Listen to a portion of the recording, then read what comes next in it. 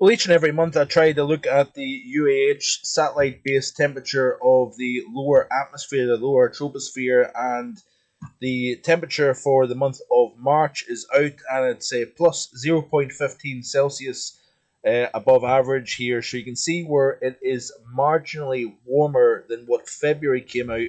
And it is interesting that they were generally around the same temperature for the globe's lower troposphere. And we've not seen the drop that they alluded to in the previous month when we looked at the UAH temperature. I thought maybe we would start to see the temperature coming down a couple of degrees, like a couple of tenths of a degree at least off the previous month.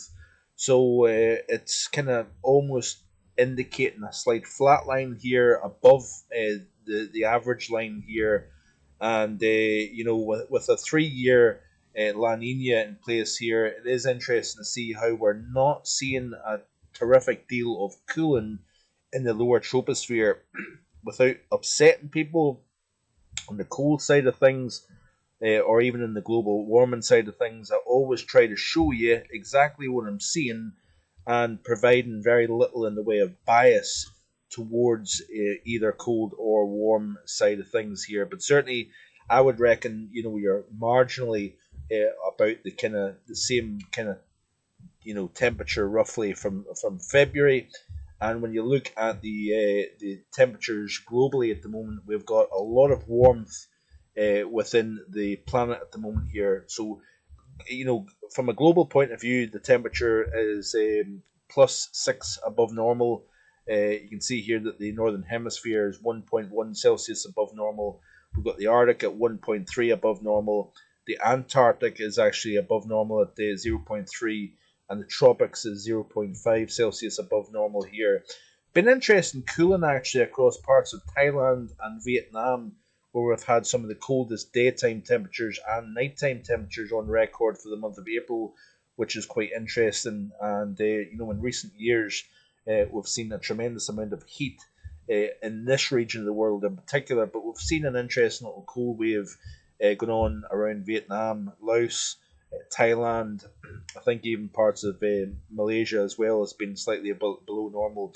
But notice here, there's a lot of warmth over North America and over Africa actually as well. We've had a lot of cool in recent months actually, especially across the northern portion of Africa.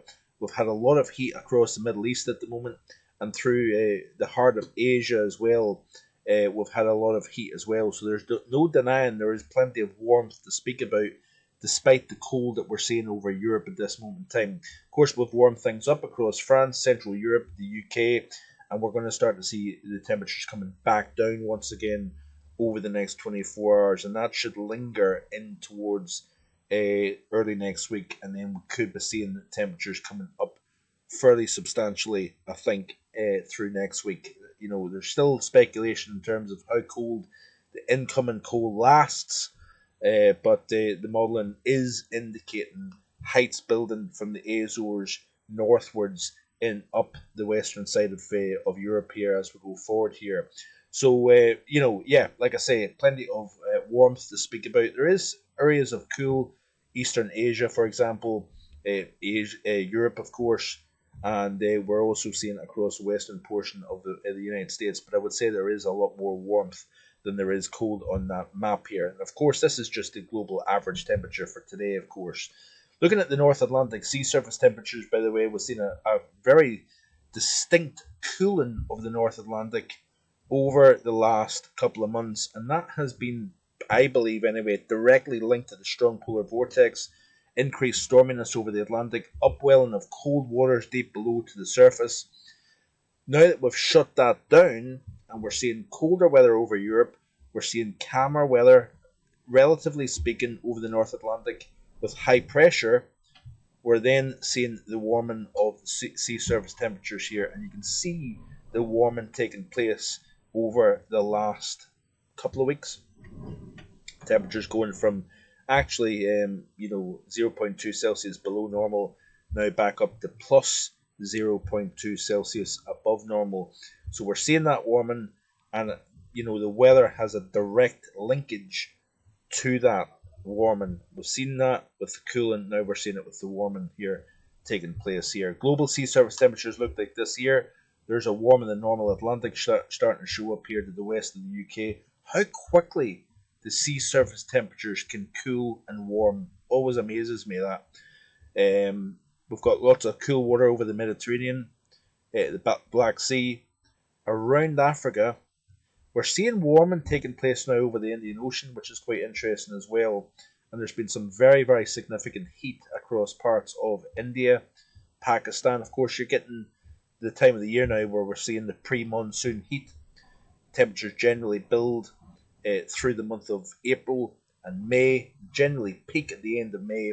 Then it will start to see the cooling taking place as the monsoon starts to develop, starts to move into the south of India, Sri Lanka, and then eventually it progresses northwards during the summer months. But we're seeing the heat, of course, building. We've seen that in recent years where the heat has built earlier than normal, and we're seeing some very, very significant temperatures across this region of the world, as you would really expect at this time of the year.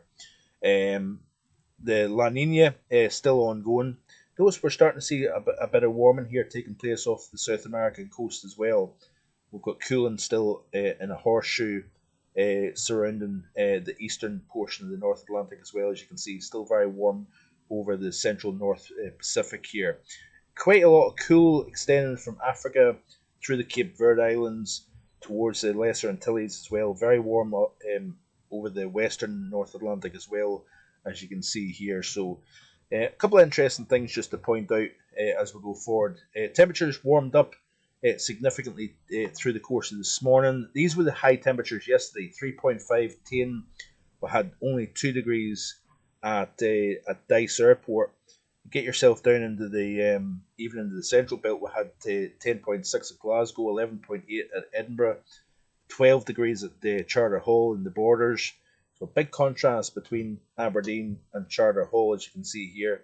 We actually had a 16.7 Shoreham on the south coast of England yesterday. These are the temperatures now, by the way, significantly warmer. Very windy conditions as well, but the sun is actually shining here in Glasgow at the moment. But yeah, 9 degrees, both at Tane and Aberdeen, 8 at Aviemore as well.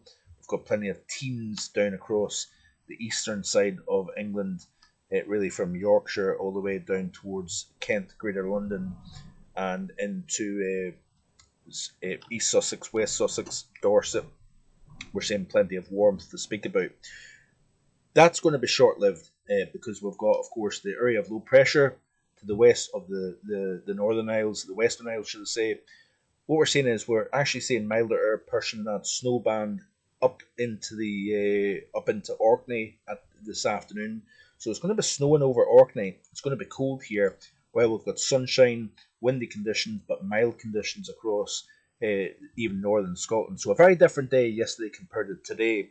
What we're going to see is we're going to see that snow band pivot back south. As that area of low pressure kind of pushes to the east, we're going to see the colder air coming back south with that snow. So areas that seen snow yesterday, probably going to see snow again later tonight through the overnight and into tomorrow morning.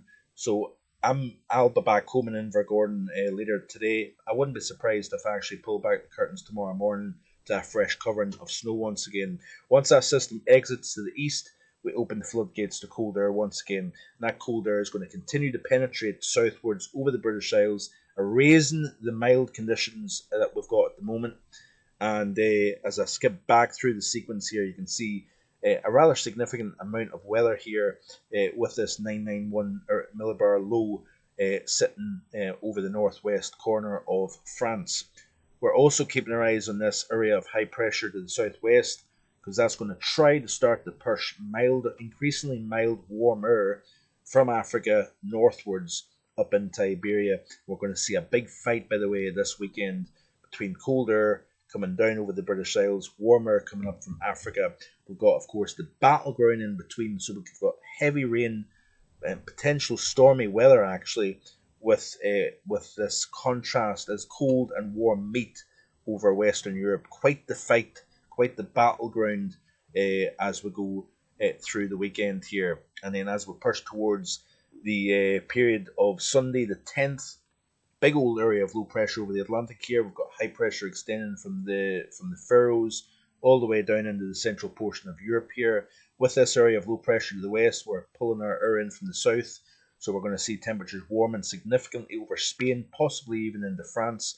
If we look at the 850 millibar temperatures, by the way, we're talking about a very big, tight contrast in temperature as we go towards the period here, and it could really be quite an interesting contrast overall, because as we push towards the period of late weekend and into early next week here, this is Tuesday of next week, we do have slightly milder air than what was initially shown by the model here, but we've still got chilly enough air over Scotland, while we've got temperatures 16 to 20 Celsius at 850 millibars, even over southern France here. So there's going to be that big fight going on as we go forward here. But as we press through the course of next week, I think we're going to start to see warmer and warmer air at 850 millibars and beyond, trying to take over the pattern. And towards the end of next week and into the following week, that takes us into the period of the 18th to the 20th of April, we could be talking about a push of significant warmth pushing into the western portion of Europe here as we go forward. So still a wee while off, but if you happen to look at the... by the way, let's have a quick look. This is the month of April so far, so the opening 5 days of the month, very cold. Spain, up into France, up into the central portion of Europe in particular. Still below normal across the UK, especially across England and Wales, as you can see here, also across northern Scotland. But as we go forward, we're going to start to see things change, and I think we've got another 5 to 7 days of below normal before we start to change things beyond that here. So the upcoming 5 days, this is the 500 millibar height anomaly chart here. The 6 to 10 day is where we see the changes taking place, and we see the heights building. And the 11 to 15 day, we've still got above normal pressure here. Notice here we've got above normal across the southwestern portion of Europe. That would always indicate the potential for pushes of warm air northwards up into the British Isles here. Looking at the 2 meter temperature anomaly chart for the 5 day increments here, this is the upcoming 5 days below normal temperatures, as you can see here. So we're going to maintain the colder than normal, I think, really pushing towards the middle portion of the month. And then it's as we push towards the period of about 13th to the 15th of the month, that I think is when we start to see the change. And the question is, how much warmth do we see during the second half of April? And do we see colder weather return before the end of the month to average out the period to see exactly how this month pans out? It's going to be very interesting to see. But this is the 6 to 10 off the GFS ensemble. You can see here warmer than normal showing up here, and the 11 to 15 is warmer than normal across the European continent. Not exceptionally warmer than normal if you notice here across the UK, but above normal nonetheless. So we'll keep our eyes on it as we go forward here. As per usual, please stay here on marvelonweather.com, on YouTube as well, and we'll continue to watch the weather pattern as it evolves. Hope you enjoy the rest of your Wednesday. I'll be back again tomorrow with more, hopefully. Bye for now.